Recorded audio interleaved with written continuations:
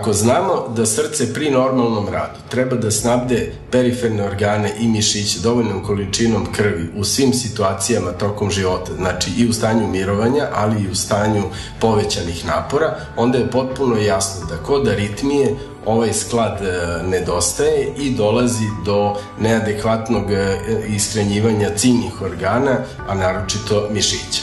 Međutim, mišići nisu najosetljiviji na poremećaj u radu samog srca, već mozak.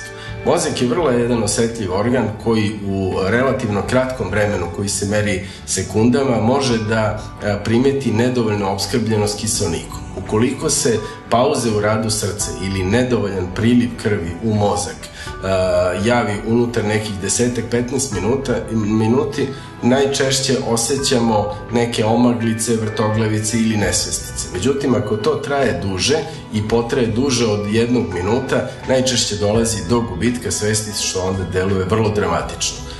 Nedovoljna ishranjenost mozga u trajanju dužem od 3 minuta dovodi do trajnih ireverzibilnih, odnosno nepovratnih posledica i oštećenja samog mozga. Što se tiče ostalih organa, na nedovoljnu opskrbljenost krvi reaguju pored mišića pluća, zatim creva, bubrezi i ostali organi. Značaj aritmije ogleda se ne samo u tome što organi ne dobijaju dovoljnu količinu energije i kiseonika, već što u samom srcu, usled nepravilnog rada, dolazi do neadekvatnog strujanja krvi kroz srčane šupljine, zbog čega može nastati formiranje krvnog ugruška. Upravo ovaj krvni ugrušak je razlog zbog čega se ovakvim pacijentima u najvećem broju slučajeva daju različiti lekovi.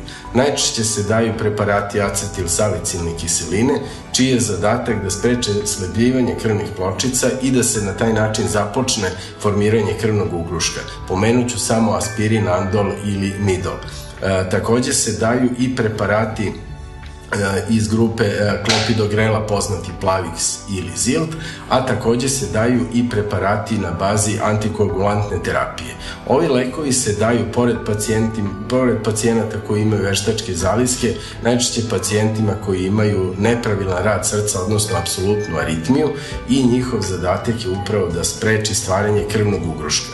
Krvni ugrušak koji je stvoren u srčanim šupljinama strujom krvi dospeva u druge organe, najčešće se zaglavljuju krvnim sudovima mozga, prekidajući njegovu ishranjenost, tako da dolazi do infarkta mozga. Zavisno od veličine krvnog suda koji je zapušen krvnim ugruškom, nastaje i oštećenje.